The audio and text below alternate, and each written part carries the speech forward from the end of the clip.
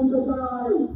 আমরা ইতিমধ্যে দেশের 3বার দায়িত্ব দিয়েছি আমাদের